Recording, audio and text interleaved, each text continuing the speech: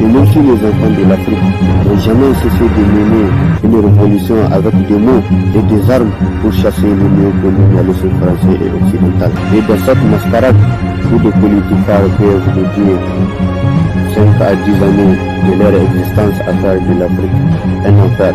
Dans un scénario où des politiciens peuvent sacrifier l'intérêt national pour le strict nécessaire du caprice français et européen.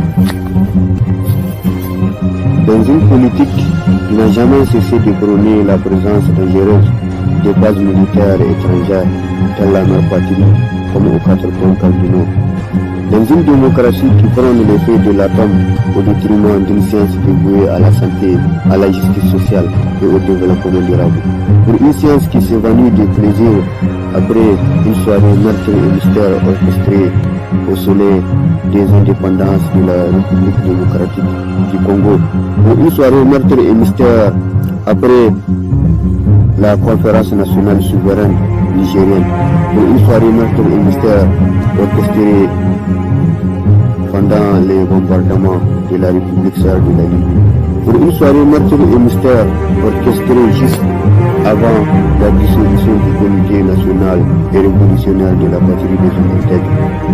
Pour une soirée meurtre et mystère orchestrée pendant le génocide du Rwanda et pendant la guerre civile qui a meurtri la Côte d'Ivoire.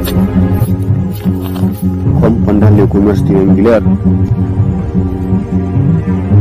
quand la France et les États-Unis ont été des actionnaires dominants dans ces finances commerce, même si cette entreprise est la base même de la plus grande économie du monde. Et même si le rapport de cause à effet n'est pas chanté comme la démocratie et le droit de l'homme. Et même si les politiques parrainés par la France n'ont jamais manqué de gaz pour marquer la stabilité du caprice français et européen. Et même si l'Afrique a vu naître une série de regroupements aussi obsédés et délirants que la CEDEAO et l'Union, et même si la politique française a mis un point d'honneur à ne jamais démanteler le réseau de Jacques Foccart après le sommet des indépendances, et même si le colonel Assimi Goïta, le capitaine Ibrahim Traoré et le général Chani ont mis un point d'honneur à respecter la volonté d'une nouvelle fédération régie par des principes sacrés dans la nécessité de respecter les droits d'un peuple déjà maintenu par la colonisation française et par le néocolonialisme